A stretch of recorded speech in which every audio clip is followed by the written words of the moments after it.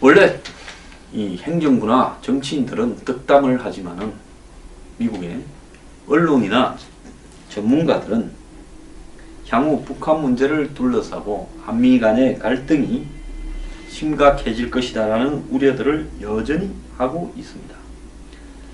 자, 이 문제와 관련해서 워싱턴 포스트는 대북 정책에서 잠재적 균열이 한미 간에 생길 수 있다.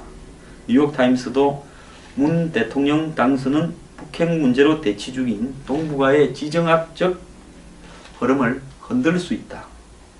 트럼프 행정부는 핵심 동맹국 한국이 대북 화해 정책을 추구하는 상황에 즉 어려움에 직면해 있다고 이야기를 하고, 월스트리트 저널은 전임 이명박 박근혜 행정부의 대북 정책에 극적인 변화가 예상이 된다. 서울과 워싱턴 간의 마찰로 이어질 수 있다 했고, 영국 언론인 마이클 브리는 월스트리트 저널 기고문에서 이는 기존의 협배 정책보다도 더 현실적인 정책이 될 거라고 문재인 후보의 대북 달빛 정책을 그렇게 평가했습니다. 영국의 파이낸셜 타임즈는 문재인 대통령은 평양과 대탕틀을 주장하고 있고 결국 트럼프 행정부와의 긴장을 키울 수 있을 거다라고 이야기를 하고 있습니다. 그래서 미국의 빅트차 같은 이 싱크탱크의 전문가는 과거 행정부에도 근무했죠. 새 정부는 톱보다 메스를 들어서 대북 정책의 급격한 전환보다는 정교한 수식 수정이 필요하다 했고, 또 유명한 한국 전문가인 스콧 스나이더는 사드 배치된 등 현안에 대해 잘못됐다는 증거 없이 뒤집으려 한다면 문제가 심각해질 거라고 이야기를 하면서 동맹의 핵심적 이슈에 대한 정치적 쟁점화를 피해야 될 거라고 이야기를 하고 있습니다. 자, 최고 신이 난 사람이 시진핑입니다. 제가 이야기했죠. 시진핑이 4월 달에는 미국을 달래면서 북한을 우리가 좀 압력을 넣어서 사고 안 치게 할게, 이러고 4월 달에 사고를 안 치니까 5월 달부터는 미국하고 북한하고 거래하라고 뚜쟁이 역할을 하고 있는데, 여기에 이제 문재인 당선까지를 기다렸습니다. 문재인이 당선되면 한국 내부에서 상황 변화 요인이 발생할 거고, 그러면 우리가 유리한 입지에 된다. 이제 시진핑 뜻대로 되어가고 있습니다. 자, 시진핑은 이 한중 간의 갈등을 원만히 해결해 협력을 강화하고 안정적이고 건강한 관계를 열고 싶다라고 보내면서, 축전을 보내면서 문재인 대통령이 취임사에서 사드 문제를 미중과 협력하겠다 한 점을 중국 언론들이 속보로 쌍수를 들고 환영하고 있습니다.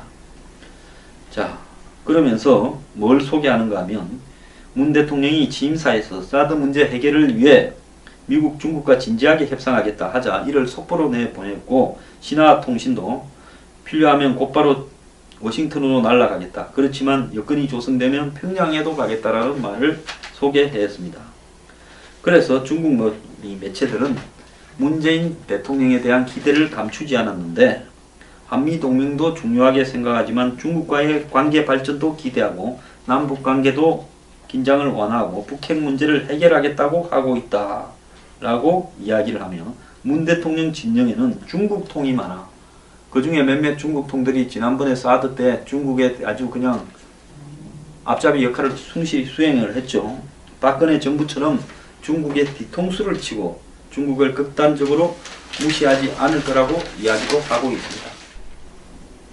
트럼프 대통령과 문재인 대통령이 상당한 입장 차이를 가지고 있어서 이 문제를 만나더라도 정확하게 조율할 수 있을 것인가 상당한 의문을 가지고 있습니다. 첫 번째가 대북 정책에서 문재인 대통령은 북한과의 적극적인 대화와 외교적 해결, 협력을 추구하고 협배 정책 이렇게 버전 2를 발표해서 개성공단도 열고 하면서 북한을 이렇게 지원하면서 달려가려고 하는 정책을 쓰고 있는데, 자, 군사 옵션도 배제하지 않고 있는 트럼프의 지금 북한의 제재 압박 정책과는 극단적으로 대비된다고 볼 수 있습니다.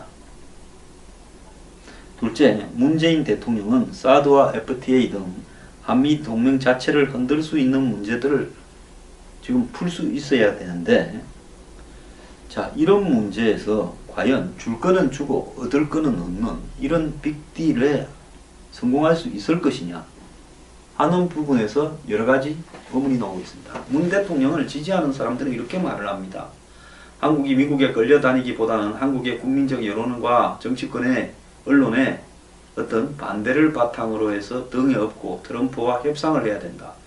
즉, 이 사드 배치나 이런 부분에서 결국 우리가 북한과 대화를 한다는 걸 얻어내면서 사드도 우리가 미국에 양보하고 돈은 못 내겠다고 하면 협상이 되지 않겠냐. 이런 식으로 우리 쪽 패만 가지고 이야기하는 사람들이 많으며, 이것이 굉장히 위험할 수 있다라는 부분을 이야기하는 사람들을 마치 미국의 앞잡이처럼 친미 사대주의자처럼 이야기를 합니다. 저는 그러는 그들에게 그들은 친북 친중 사대주의자가 아닌지 묻고 싶고요.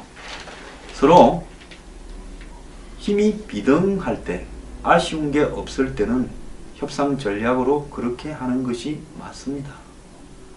우리가 미국에 아쉬운 것이 없다면 미국과의 관계를 드라이하게 협상 전략으로만 몰고 가서 한마디로 구미에 맞으면 협상하고 구미에 맞지 않으면 버리는 게 맞습니다.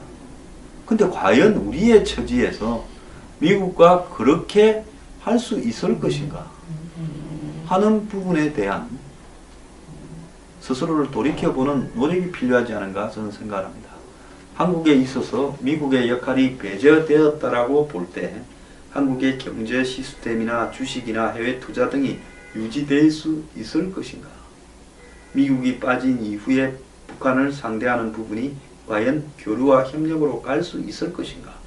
미국은 한국의 절대적인 이해를 갖고 있기 때문에 한국을 절대로 버리지 못할 거라 배째라는 식의 협상의 달인 트럼프에게 통할 것인가?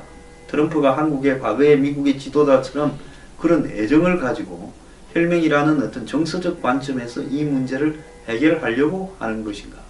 미국 사람이 한국의 대통령이나 이번 선거 결과를 보면서 한국 사람처럼 과연 생각하는 것인가? 우리는 북한의 핵 문제가 가장 중요한 문제라고 생각하는데 한국 사람들은 이런 안보 위협을 위협으로 인식하지 않는다면 한반도 문제는 스스로 알아서 하고 우리는 북한의 핵과 미사일에 대해서만 격추시키도록 대비하면 되는 게 아닌가라고 미국이 판단하지 않을 것인가? 자, 미국은 한국에 더 많은 성의를 요구하고 동맹으로서 더 많은 노력을 해줄 것을 요구합니다. 그런데 한국은 마치 미국의 강요로 사드도 들르기 싫은데 억지로 넣어줬고 그것을 이제 돈까지 내라에 갖고 가. 더 나아가서 전시작전권은 우리한테 돌려줘. 전쟁 나면 우리가 알아서 하겠다. 더 나아가서 MD니 이런데 한미일 안보구도에 우리 끌어들이지 마. 우리는 중국하고도 잘 지내고 러시아하고도 잘 지내고 북한하고도 협력을 통해서 충분히 잘 지낼 수 있어. 너희들 때문에 우리가 동서냉정구도에 들어가 있는 거야. 너희들하고 북한하고 문제지 우리하고 북한하고 문제는 아니야 라고 한국이 인식하고 있다고 보지 않겠습니까? 지금 솔직히 말하면 문 대통령 주변에 그런 생각을 한 사람이 많습니다. 북한하고 우리는 잘 지낼 수 있는데 미국이 북한하고 관계에서 공연히 북으로 설정을 적으로 설정해서 언제 침략할지 모르니까 북한이 핵도 만들고 미사일도 살아보겠다고 만들어서 자유용으로 가지고 있다는 게 노무현 전 대통령의 시각이었고 그 주변에 많은 참모들도 여전히 그런 시각에서 자유롭지 못합니다. 문재인 전 대통령의 시각도 유사한지 저는 궁금합니다. 그래서 미국하고 북한 문제라고 인식을 하고 우리는 북한하고 잘 지내고 싶다. 돈도 주고 개성공단도 열어주고 원하는 거 좀 해주면서 가고 싶다. 중국하고도 잘 지내고 싶다. 그렇다면 현재 수준의 한미 동맹 관계는 정리하는 게 맞지요. 그렇게 생각하면 생각대로 해야 되지 않겠습니까? 그래서 현재 수준의 미군이 28,000명이 한국에 있을 필요도 없고 철수하고 사드도 철수하고 북한은 한국에 침략 안 한다니까. 북한하고 돈 주고 잘 지내고 전시작전권도 갖고 오고 우리는 한미일 동맹에서 빠지고 미국하고 일본하고 동맹 맺어서 알아서 해라. 우리는 그냥 미국하고도 덤성덤성 잘 지내겠다. 뭐 그거 아닙니까? 북한하고도 잘 지내고 중국하고도 잘 그럼 동맹이 될 수 없는 거죠. 동맹이라는 것은 핵심적 이익을 위해서 하나를 포기해야 되는 부분을 의미하는 부분도 있다고 봅니다. 우선적 이해관계와 부차적 이해관계를 구별하는 것이 동맹이지요. 자, 이렇다 하면 미국은 아마 그렇게 생각을 하고 있다고 보고 있을 겁니다. 그러면 트럼프를 만나서 답이 나오겠습니까? 국가 간의 문제를 한마디로 설득하고 달래어서 해결이 될 문제라고 보십니까? 아무리 말빨이 좋고 협상력이 뛰어나도 이해관계가 얽힌 본질적인 문제를 말로서 해결할 수는 없는 겁니다. 줄 거는 주고 해결해 줄 거는 해결해 주고 우리는 요거 좀 해달라 해야 되는 겁니다. 즉 한국의 경제적 통상 문제를 제기하지 마라. 대신 주한미군 주둔비 인상은 올려주고 전시작전권은 그대로 두고 사드는 그대로 두겠다. 우리가 필요하면 사드 한두 개쯤 더 사서 이렇게 북한의 위협에 대처하겠다. 이런 어떤 부분에 해결책 없이 이 답은 안 나온다고 봅니다. 그래서 협상으로 모든 문제가 해결이 되고 한국 국민들의 지지를 바탕으로 반미 감정을 바탕으로 이걸 해결할 수 있다. 해결이 되는 게 아니라 그러면 해결을 하지도 말자. 그냥 지내자. 우리는 북한하고 직접 협상하겠다라는 게 미국의 입장 아닙니까? 우리가 북한하고 직접 먼저 할 거니까 너네들은 북한하고 잘 지내든지 말든지 너네들이 알아서 하라. 이 과정에 입이 찢어지는 사람은 누구겠습니까? 김정은이죠. 모두가 나하고 협상하자고 대우해주겠다고 하니 얼마나 입이 찢어지겠습니까? 그래가 한번 땡겨놓고 그 다음에 또 겁주면 되는 거 아니겠습니까? 자, 그래서 협상으로 될 문제가 있고 안 될 문제가 있는데 이런 식으로 6월에 가서 만나면 쪽박 납니다. 자, 쪽박이 나기 전에 5월 달에 만나기 전까지 트럼프가 문재인 언제 온대? 6월 달에 온답니다. 자, 그러면 던질 거 다 던져라. 오기 전에. 그래 할 겁니다. 선거 전에 던졌듯이요. 미국이 한미 FTA 재협상하자고 날라올 거고 덤핑으로 더 걸릴 거고 긴급 수입 제한 품목에 들어가는 게 늘어날 거고 환율도 한번 따져보자 할 거고 자 그래 가서 아이 이렇게 하면 나 판 깰란다. 그럼 트럼프 어떻게 하겠습니까? 그러든지. 그래서 협상이 판 깨어지는 양상이 될 수도 있다라는 부분을 인식을 해야 되는데요. 문재인 대통령 주변에 있는 사람들 일부는 판이 깨어지기를 바라는 사람이 있을 수도 있다라고 저는 걱정이 됩니다. 자, 그래서요. 잘 되라고 충고하는 거 아니겠습니까? 자, 제가 이렇게 말을 하는 제 시각을 제가 보수에 대해서 지금 비판하고 박근혜 정부에 대해서 비판한다면 나름대로 저는 상당히 합리적인 시각을 가지고 있는 객관적인 사람입니다. 근데 이런 제 말조차도 수구 꼴통이라고 어제 문파 몇 명이 이야기를 하던데요. 그 다음에 이제 대가는 다 알아서 치러야 될 거고 그런 상황까지 가게 되면 문재인 정권의 운영이 전국 운영이 쉽지 않을 수도 있습니다. 그래서 트럼프를 만나는 순간이 재앙이 될 수도 있다는 부분을 저는 진지하게 조언을 합니다. 선택은 알아서 하십시오.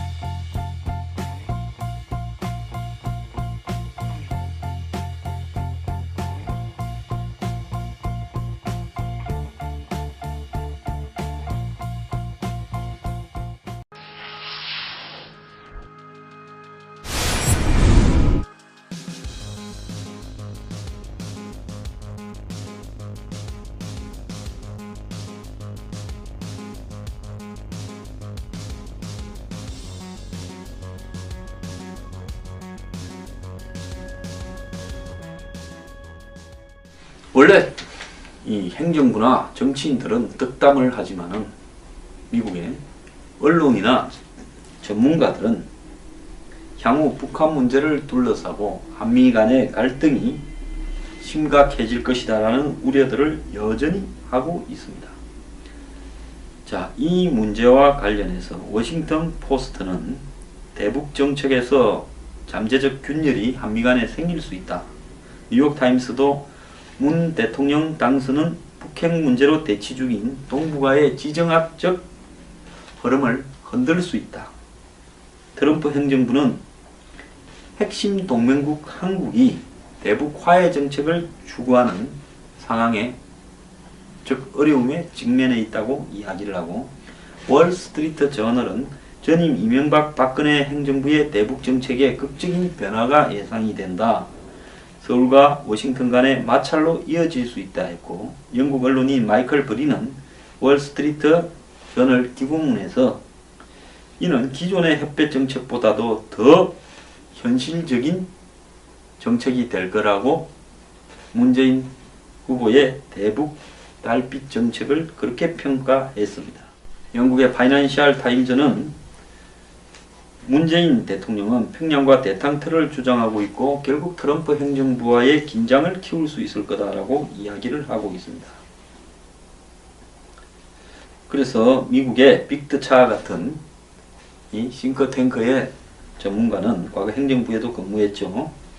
새 정부는 톱보다 메스를 들어서 대북 정책의 급격한 전환보다는 정교한 수식 수정이 필요하다 했고, 또 유명한 한국 전문가인 스콧 스나이더는 사드 배치된 등 현안에 대해 잘못됐다는 증거 없이 뒤집으려 한다면 문제가 심각해질 거라고 이야기를 하면서 동맹의 핵심적 이슈에 대한 정치적 쟁점화를 피해야 될 거라고 이야기를 하고 있습니다. 자, 최고 신이 난 사람이 시진핑입니다. 제가 이야기했죠. 시진핑이 4월 달에는 미국을 달래면서 북한을 우리가 좀 압력을 넣어서 사고 안 치게 할게 이러고 4월 달에 사고를 안 치니까 5월 달부터는 미국하고 북한하고 거래하라고 뚜쟁이 역할을 하고 있는데, 여기에 이제 문재인 당선까지를 기다렸습니다. 문재인이 당선되면 한국 내부에서 상황 변화 요인이 발생할 거고, 그러면 우리가 유리한 입지에 된다. 이제 시진핑 뜻대로 되어가고 있습니다.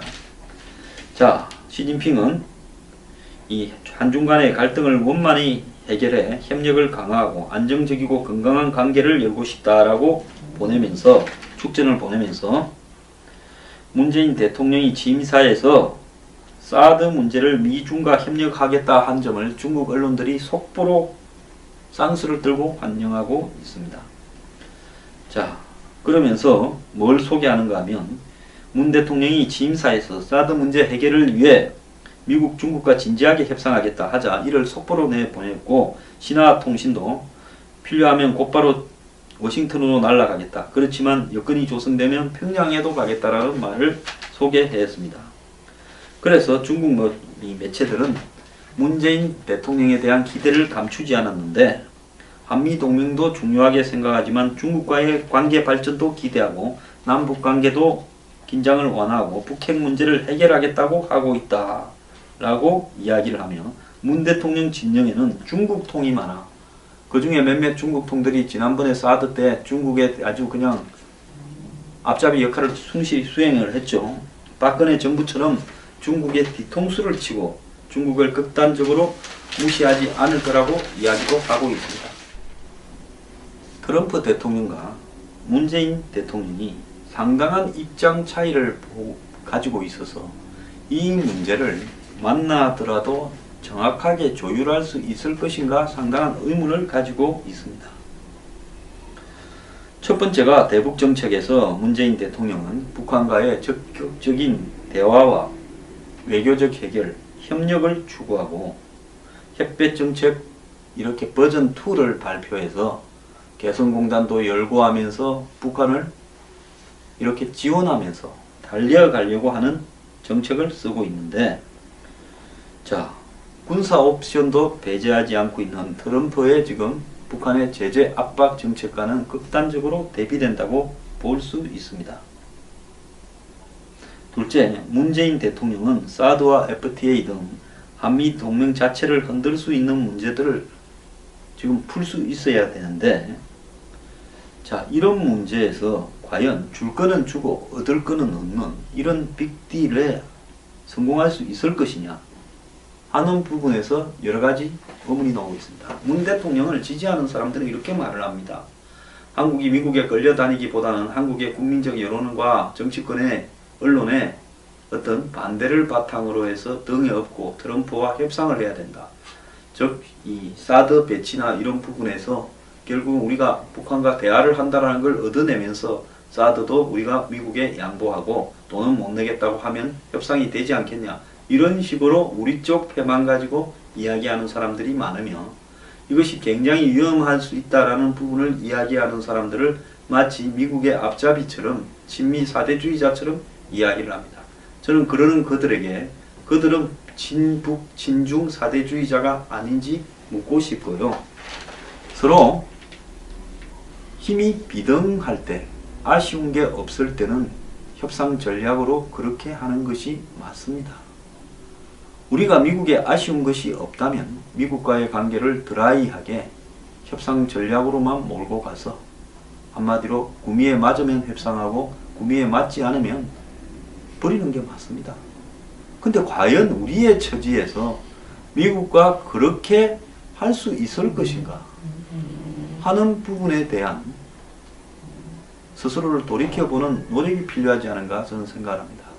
한국에 있어서 미국의 역할이 배제되었다라고 볼 때 한국의 경제 시스템이나 주식이나 해외 투자 등이 유지되고 개성공단도 열어주고 원하는 거 좀 해주면서 가고 싶다. 중국하고도 잘 지내고 싶다. 그렇다면 현재 수준의 한미 동맹 관계는 정리하는 게 맞지요. 그렇게 생각하면 생각대로 해야 되지 않겠습니까? 그래서 현재 수준의 미군이 28,000명이 한국에 있을 필요도 없고 철수하고 사드도 철수하고 북한은 한국에 침략 안 한다니까. 북한하고 돈 주고 잘 지내고 전시작전권도 갖고 오고 우리는 한미일 동맹에서 빠지고 미국하고 일본하고 동맹 맺어서 알아서 해라. 우리는 그냥 미국하고도 덤성덤성 잘 지내겠다. 뭐 그거 아닙니까? 북한하고도 잘 지내고 중국하고도 잘. 그럼 동맹이 될 수 없는 거죠. 동맹이라는 것은 핵심적 이익을 위해서 하나를 포기해야 되는 부분을 의미하는 부분도 있다고 봅니다. 우선적 이해관계와 부차적 이해관계를 구별하는 것이 동맹이죠. 자, 이렇다 하면 미국은 아마 그렇게 생각을 하고 있다고 보고 있을 겁니다. 그러면 트럼프를 만나서 답이 나오겠습니까? 국가 간의 문제를 한마디로 설득하고 달래어서 해결이 될 문제라고 보십니까? 아무리 말빨이 좋고 협상력이 뛰어나도 이해관계가 얽힌 본질적인 문제를 말로서 해결할 수는 없는 겁니다. 줄 거는 주고 해결해 줄 거는 해결해 주고 우리는 요거 좀 해달라 해야 되는 겁니다. 즉 한국의 경제적 통상 문제를 제기하지 마라. 대신 주한미군 주둔비 인상은 올려주고 전시작전권은 그대로 두고 사드는 그대로 두겠다. 우리가 필요하면 사드 한두 개쯤 더 사서 이렇게 북한의 위협에 대처하겠다. 이런 어떤 부분에 해결책 없이 이 답은 안 나온다고 봅니다. 그래서 협상으로 모든 문제가 해결이 되고 한국 국민들의 지지를 바탕으로 반미 감정을 바탕으로 이걸 해결할 수 있다. 해결이 되는 게 아니라 그러면 해결을 하지도 말자. 그냥 지내자. 우리는 북한하고 직접 협상하겠다라는 게 미국의 입장 아닙니까? 우리가 북한하고 직접 먼저 할 거니까 너네들은 북한하고 잘 지내든지 말든지 너네들이 알아서 하라. 이 과정에 입이 찢어지는 사람은 누구겠습니까? 김정은이죠. 모두가 나하고 협상하자고 대우해주겠다고 하니 얼마나 일 수 있을 것인가? 미국이 빠진 이후에 북한을 상대하는 부분이 과연 교류와 협력으로 갈 수 있을 것인가? 미국은 한국의 절대적인 이해를 갖고 있기 때문에 한국을 절대로 버리지 못할 거라 배째라는 식의 협상의 달인 트럼프에게 통할 것인가? 트럼프가 한국의 과거의 미국의 지도자처럼 그런 애정을 가지고 혈맹이라는 어떤 정서적 관점에서 이 문제를 해결하려고 하는 것인가? 미국 사람이 한국의 대통령이나 이번 선거 결과를 보면서 한국 사람처럼 과연 생각하는 것인가? 우리는 북한의 핵 문제가 가장 중요한 문제라고 생각하는데 한국 사람들은 이런 안보 위협으로 인식하지 않는다면 한반도 문제는 스스로 알아서 하고 우리는 북한의 핵과 미사일에 대해서만 격추시키도록 대비하면 되는 게 아닌가라고 미국이 판단하지 않을 것인가? 자, 미국은 한국에 더 많은 성의를 요구하고 동맹으로서 더 많은 노력을 해줄 것을 요구합니다. 그런데 한국은 마치 미국의 강요로 사드도 들르기 싫은데 억지로 넣어줬고 그것을 이제 돈까지 내라해 갖고 가. 더 나아가서 전시작전권은 우리한테 돌려줘. 전쟁 나면 우리가 알아서 하겠다. 더 나아가서 MD니 이런데 한미일 안보구도에 우리 끌어들이지 마. 우리는 중국하고도 잘 지내고 러시아하고도 잘 지내고 북한하고도 협력을 통해서 충분히 잘 지낼 수 있어. 너희들 때문에 우리가 동서냉정구도에 들어가 있는 거야. 너희들하고 북한하고 문제지 우리하고 북한하고 문제는 아니야 라고 한국이 인식하고 있다고 보지 않겠습니까? 지금 솔직히 말하면 문 대통령 주변에 그런 생각을 한 사람이 많습니다.